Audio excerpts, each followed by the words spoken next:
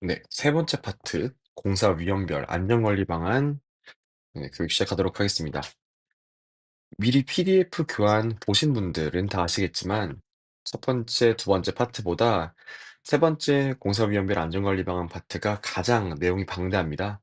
그만큼 저희 출제 기준에도, 시험 출제에도 좀 대부분이 파트를 차지하겠죠. 저희가 각 공사 위험 작업별로 이 안전 수칙들, 이 안전 관리 방안을 알기 전에 이 공사 안전수칙 위반의 제재 기준이 뭔지를 알 필요가 있습니다.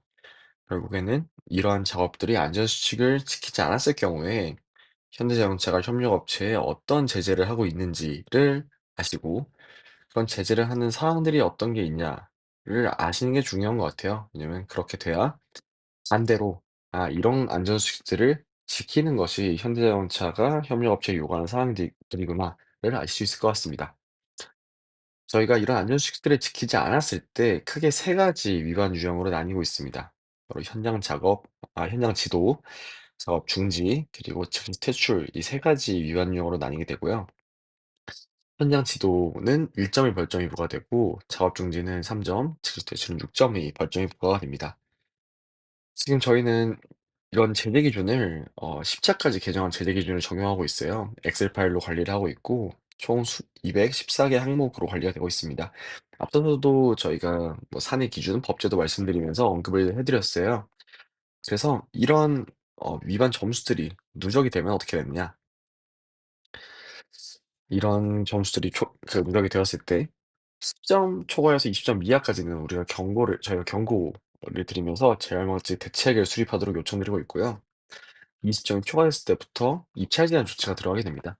입찰 제한 3개월, 그리고 그 뒤로부터도 입찰 제한을 3개월 추가하는 방향들로 계속 이 안전수칙 위반 점수에 대해서 누적 관리를 하고 있습니다.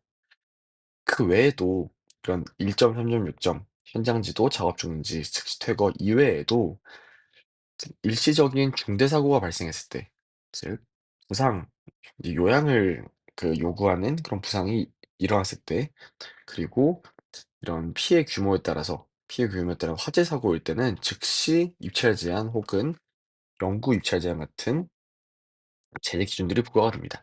네. 이런 사항들을 주지하셔서 저희 업체 작업자분들한테 안전수칙 위반에 대한 건 말씀드리면 될 것 같아요. 하지만 저희가 안전 감독자분들의 입장에서 한번 생각해 보겠습니다. 안전 감독자분들 입장에서 작업자분들이 안전 행동을 유도하는 게 가장 중요하겠죠.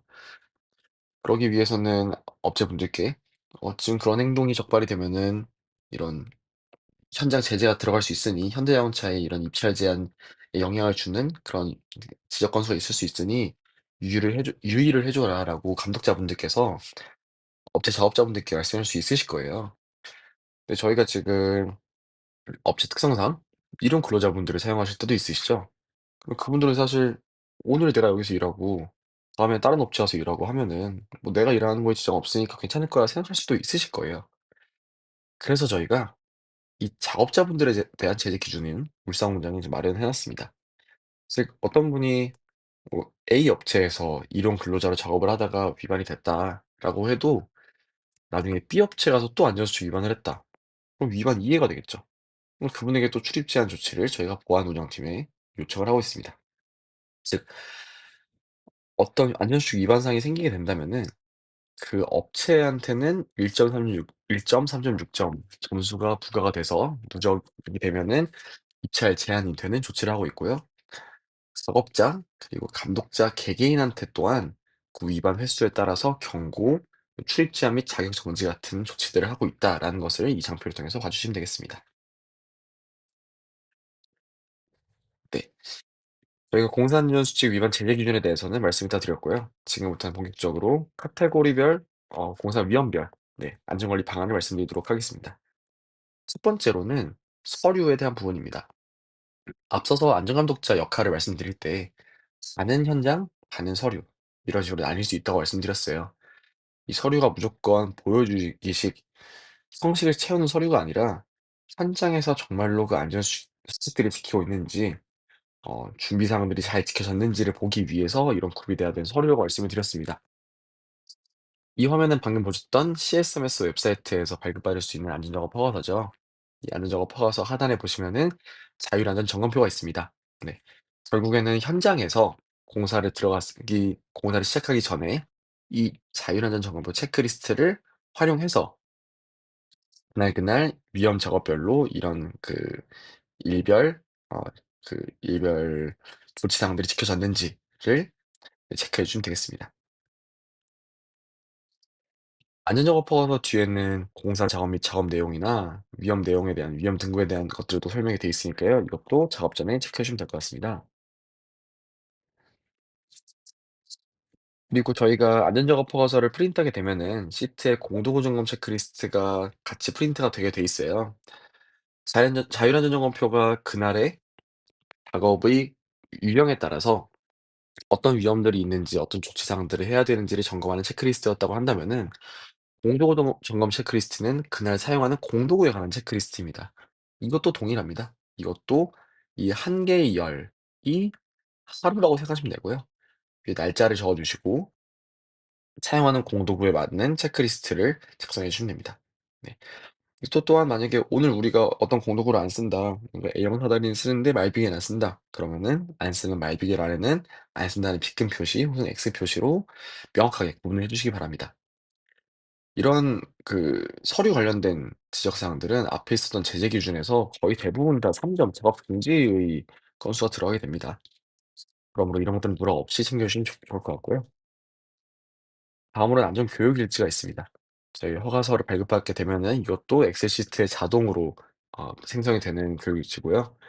이 교육 일지는 현대차 그리고 기아차 이 사업장에 들어왔을 때 어 원청이 즉 저희 공급인이 하는 교육 내용이 포함되어 있고 동시에 협력 업체의 사업주가 자체적으로 해야 되는 교육들에 대한 내용도 포함이 되어 있습니다. 하단에 보시면은 이 교육을 받은 분들이 개인정보가 들어가 있어요. 그래서 이 개인정보 동의 여부에도 체크를 해 주셔야 되고 성명, 생년월일, 연락처를 넣어 주셔야 됩니다. 그리고 저희가 일용 근로자분들에 대해서는 한 번 더 이 건설업 기초안전보호교육 이수 여부를 체크해 주시기 바랍니다. 혹시나 그분이 일용 근로자로 들어오셨는데 건설업 기초안전보험교육 이수가 안 되었다. 그거는 저희가 법적 사항을 위반한 거기 때문에 당연히 저희 협력업체에는 네 큰 조치가 이루어질 것이라는 거 생각해 주시면 될 것 같아요. 교육제 다음으로는 앞서 말씀드렸던 TBM 양식지도 작성해 주셔야 됩니다. TBM 양식지는 앞에 안전감독제 역할에서 말씀드렸던 것처럼 풀박스 미팅 저희 공구 박스를 앞에 놓고 모두가 작업 전에 모여서 동그랗게 모여서 "오늘은 어떤 작업이 있고 그거에 따른 위험 요인은 어떤 것이니 이런 것들을 조치해야 된다."라고 작업 전에 최종적으로 서로 공유하는 시간이 될 거고요. 그거에도 이 양식에 맞춰서 TBM을 진행해 주시면 될 것 같습니다. 위험성 평가표가 앞에서 저희가 말씀드렸던 내용입니다. 저희가 위험 평가표는 사실은 현장에서 작성하는 게 아니죠. 네.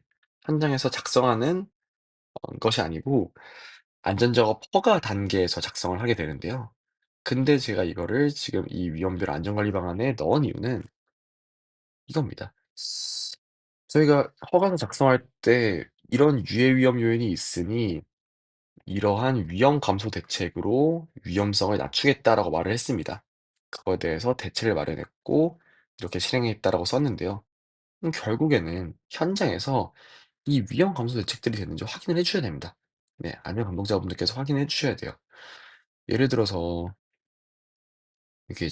예를 들어서 작업장 간섭 지작물이 미정업될 수 있는 우려가 있다라고 하면은 라인에 간섭되거나 장애물 등을 점검하고 시운전을 요청하겠다 했는데 이런 요청 절차가 있었느냐 없었느냐. 글로만 써져 있는 게 아니라 정말로 이런 요청들이 있었느냐가 현장에서 확인이 다시 돼야겠죠. 그런 것들을 해 주시는 게 안전 감독자분들이 네 확인 의무라고 볼 수 있겠습니다. 그래서 위험성 평가표의 위험 감소 대책이 현장에서 제대로 실행됐는지도 확인해 주셔야 됩니다. 네. 다음 유형으로는 감독자 업무 내지 보호구 관련 내용들을 말씀드리도록 하겠습니다. 이제 안전 감독자가 준수해야 되는 역할들에 대해서 나열이 되어 있습니다. 이 부분들을 제가 하나하나 말씀드리는 것들보다 엑셀표를 참고하셔 가지고 봐 주시면 될 것 같고 가장 중요한 것들은 그겁니다. 사실은 안전 감독자분은 저희가 안전 감독 업무를 하기 위해서 배치되어 있는 인원입니다. 그분들이 안전관리 외에 타 업무를 수행하는 내용은 정말로 금기가 되어 있고요. 동시에 타 업무 수행이라는 것은 즉 안전감독 업무를 하지 않는다는 걸 뜻하니까 자리이석 때문에 거기 안 계신다 이런 것들도 당연히 다 지적사항들이 되겠죠. 저희가 현장 점검을 하고 있는데 작업자분들끼리만 작업하고 있고 감독하시는 작업자가 안전 감독자가 없다. 자리 이석했다고 어디 뭐 화장실 간다고 거기 안 계신다. 그런 사항들은 저희가 다 지적사항으로 올라가 있습니다. 그런 안전 감독자가 사정이 생겨서 아니면 다른 어떤 안전 조치를 해야 돼서 그 현장을 떠야 될 때는 그 작업에 대해서는 휴식 시간을 가지시거나 감독자가 정말로 감독을 하는 상태에서 안전하게 작업을 할 수 있도록 그런 환경을 조성해 주셔야 됩니다. 네. 그래서 이 모든 내용들을 읽으시면 될 것 같습니다. 네. 안전 보호구에 대한 내용도 있는데요. 그럼 저희가 작업 특성에 맞는 안전 보호구를 어떻게 아냐가 참 중요한 얘기인 것 같습니다. 보통은 저희가 생각하는 안전 보호구 어떤 거 있으시죠?라고 하면은 지금 잠깐 한번 한 5초 정도 생각을 해 볼까요? 지금 머릿속에 떠오르는 안전 보호구, 필수로 착용해야 되는 안전 보호구가 뭐가 있을까요?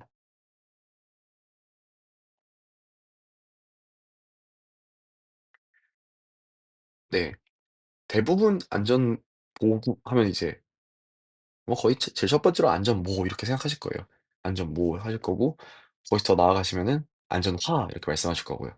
그 앞에서 뭐 보안경 얘기도 하실 거고 보안면 얘기하실 거고 뭐 이제 거기에서 더 나아가면은 뭐 용접 보안면, 안전장갑 이런 얘기를 해 주실 것 같습니다. 저희가 아쉬운 게 작업 특성에 맞는 보호구를 반드시 착용하라고 말씀드리는데 딱 안전모, 안전화 이 정도의 보호구만 생각하시느라고 정말로 그 작업 특성에 맞는 보호구를 착용하지 못하는 경우가 꽤 있습니다. 그럼 결국에 보호구는 어떤 것들이 있냐 이런 식으로 안전모, 안전화, 장갑, 방지 마스크, 방독 마스크 여러 가지가 있습니다. 그럼 우리는 앞으로 이 작업 특성에 맞는 보호구가 어떤 것이 있는지 어떻게 할 거냐, 어떻게 할 거냐라고 했을 때 몇 가지 팁을 드리기 위해서 저희가 슬라이드를 준비했습니다. 일단은 모든 작업을 할 때 이 모든 보호구를 착용해야 되냐? 아니겠죠? 아닙니다. 왜냐면 만약에 뭐 시끄럽지 않은 소음 음정인데 청력 보호구를 착용할 필요가 없겠죠? 네. 이런 식처럼 작업 특성에 맞는 것들을 해야 되는데 일단은 여기에 열거되어 있는 모든 보호구들을 보면서 '이것들은 다 어떤 작업들에 포함이 돼야겠다.'라는 걸 보면은 감독자분들께서 '우리 작업은 이번에 화학물질이 들어있는 이런 마스크를 껴야 될 것 같은데?' 이런 생각을 하실 수 있을 것 같습니다. 보통 기본적으로 다들 갖고 계셔야 되는 게 다 안전모 기본적으로 있어야겠죠. 안전모 기본으로 있어야 되고요. 그리고 안전화 기본으로 있어야 되고요. 네. 그리고 나머지 것들은 필수로 있어야 되는 것들은 없죠. 네. 하나하나 한번 살펴보도록 하겠습니다. 네. 보안경, 뭐 어떤 물건이 날라오거나 이건 뭐 사실 뭐 필수라고 할 수도 있는데 이건 사실 뭐 모두가 이게 없다 그래서 제재 기준에 뭐 저희가 제재를 하는 건 아니고요. 하지만 예를 들어서 뭐 그라인더 작업이라든가 정말로 물체가 날라올 위험이 있고 눈에 들어갈 위험이 있으면은 보안경을 착용하고 계시고요. 청력 보호구도 소음 공장에서 착용하고 계십니다. 그리고 보안면, 보안면은 저희가 당연히 용접 작업 같은 것들을 할 때는 보안면이 필수겠죠. 이런 경우가 있습니다. 그 예를 들어서 높이 4 미터 위에 있는 뭐 트러스 구조물에다 용접을 작업하고 있어요. 근데 그런 경우가 있습니다. 저희가 기성 보안면을 착용한 상태에서 안전모를 착용할 수 없는 구조가 되어 있는 보안면들이 있습니다. 그런 것들 있으신 분들은 안전모 착용 안 하고 보안면만 끼고 위에서 작업하시는 분들 계세요. 당연히 안 됩니다. 당연히 안 됩니다. 고수 작업인 동시에 용접 작업인데 당연히 안전모도 쓰고 보안면도 쓰셔야죠. 그러면은 이 보안면을 우리가 쓰면은 안전모를 쓸 수가 없는데 어떻게 합니까? 안전모를 착용한 상태에서 착용할 수 있는 보안면들이 따로 있습니다. 그것들을 바로 준비해서 쓰셔야 돼요. 네. 그건 말이 안 되죠. 저희 고수 작업인데 안전모를 안 쓰인다. 말이 안 되는 부분들입니다. 그래서 그런 것들을 이제 위험성 평가 같은 거 할 때 사전에 미리 구비를 해 오셔야 되는데 당연히 고수 작업에 위에 고수 작업인 동시에 용접 작업인 거 아실 텐데 그런 보호를 준비 안 해 왔다라고 하면은 사전에 그런 안전 작업 허가에서 문제가 생겼다는 거겠죠? 그 외에도 고수 작업이 있다고 하면은 안전대. 네. 안전대. 저희는 지금 네 안전 기내식을 사용하고 있고요. 안전대 반드시 착용하셔야 되고 마스크 같은 경우에는 유해 화학 물질들이 인체에 투입되는 경우가 우려가 있을 때 마스크를 착용하게 되죠. 이런 방진 마스크 범위 같은 경우에는 보통에는 화학 물질을 사용할 때 이렇게 쓸 경우가 있다 보니까 이 작업이 방진 마스크를 써야 되냐, 방독 마스크를 써야 되냐, 송기 마스크를 써야 되냐라고 했을 때 그 사항들은 그 화학 물질의 MSDS, 물질 안전 보건 자료인 MSDS를 반드시 참고해 주시기 바랍니다. MSDS라는 거는 이제 나중에 뒤에 설명이 나오겠지만 화학 물질을 사용하게 되면은 그 화학 물질의 취급법에 대한 그런 서류들이 반드시 그 제조사에서 나오게 됩니다. 저희도 화학 물질 사용할 때는 그 MSDS를 비치하게 되어 있고 자업자들한테 MSDS에 대한 교육을 하게 되어 있죠. 그 MSDS 일부에 보호구에 대한 내용들이 있습니다. 이 물질은 어떤 물질이므로 어떤 마스크를 써야 된다라는 내용도 있고요. 그리고 이런 것도 있어요. 이 물질은 어떤 농도에서는 이 보호구를 쓰고 어떤 농도에서는 이 보호구를 쓰고 어떤 농도에서는 이 보호구를 써라라는 내용도 있을 수 있습니다.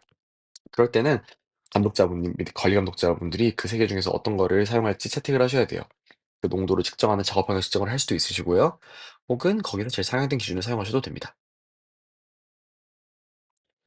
네. 앞서서 말씀드렸던 보호구 그리고 그 보호구들의 내용이 있었는데 방금 없었던 내용이 이 안전장갑에 대해서 말씀을 많이 안 드렸죠. 이 중에서는 제일 강조하고 싶은 부분이 바로 이 전기용 안전장갑인 것 같습니다. 절연장갑이라고 하죠.